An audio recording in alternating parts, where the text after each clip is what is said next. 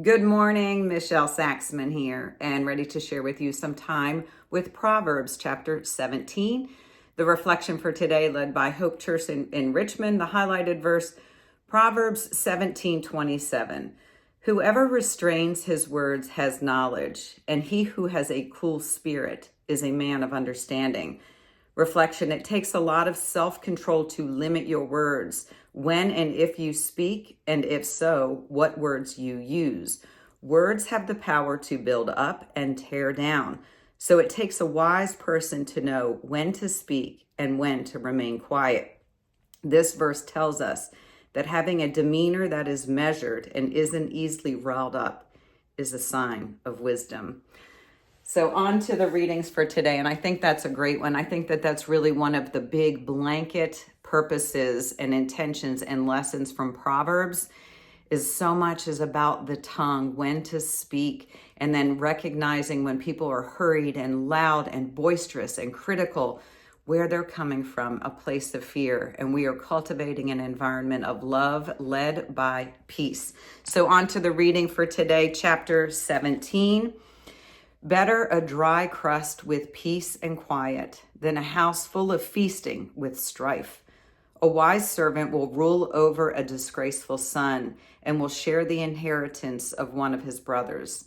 A crucible for silver and the furnace for gold, but the Lord tests the heart. A wicked man listens to evil lips. A liar pays attention to a malicious tongue. Verse 5. He who mocks the poor shows contempt for the Maker. Whoever gloats over disaster will not go unpunished. Children's children are a crown to the aged, and parents are the pride of their children. Arrogant lips are insulted to a fool. How much worse lying lips to a ruler. A bribe is a charm to the one who gives it. Wherever he turns, he succeeds. He who covers over an offense promotes love, but whoever repeats the matter separates close friends. 10. A rebuke impresses a man of discernment more than 100 lashes a fool. An evil man is bent only on rebellion. A merciless official will be sent against him. Better to meet a bear robbed of her cubs than a fool in his folly. If a man pays back evil for good, evil will never leave his home. Starting a quarrel is like breaching a dam, so drop the matter before a dispute breaks out. 15. Acquitting the guilty and condemning the innocent, the Lord detests them both. Of what use is money in the hand of a fool, since he has no desire to get wisdom? A friend loves at all time, and a brother is born for adversity. A man lacking in judgment strikes hands in pledge and puts up security for his neighbor. He who loves a quarrel loves sin. He who builds a high gate invites destruction. Verse 20. A man of perverse heart does not prosper. He whose tongue is deceitful falls into trouble. To have a fool for a son brings grief. There is no joy for the father of a fool. A cheerful heart is good medicine, but a crushed spirit dries up the bones.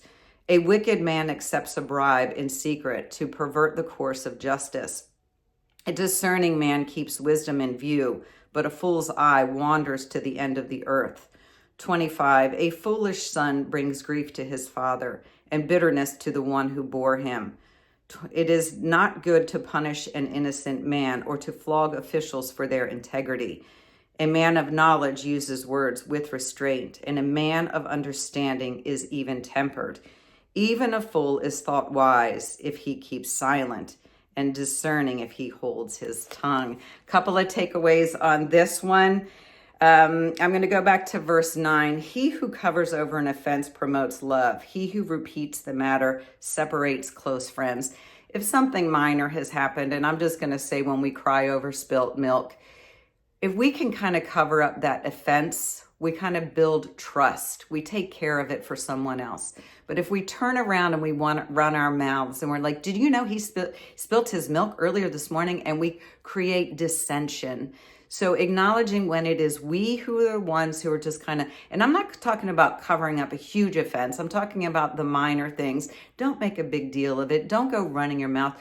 Build trust so that people feel safe and authentic with you.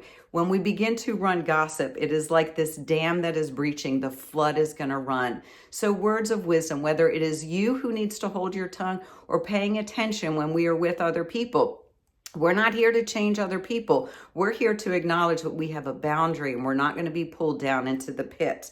Another one that I liked, it says, number 12, better to meet a bear robbed of her cubs than a fool in his folly. You know how angry a mama bear can be. Don't poke the bear, right? But how about a fool in his folly and all that chaos? I'd rather meet an angry mama bear than be entangled and ensnared in a fool in the midst of his folly. So a couple of takeaways. Oh, another one real quick is the crucible for silver, the furnace for gold. This is verse 3. But the Lord tests the heart. These are things about separating and the heat, the crucible to separate, I'll say, the good minerals and materials that are in silver from the dirt that needs to be sloughed away is the same as the furnace for the gold. Getting the prime, the tithing, if you will, the top, the best out of the gold comes from the heat. And the Lord brings out our best when he is working through our heart. And it is not to test us. It is to make us aware so we can pull those weeds that are separating us from his powerful presence. And then wrapping it up with the power of the tongue, discernment, patience. So y'all have a super blessed day. Stay connected to the vine and I will talk to you soon. Bye-bye.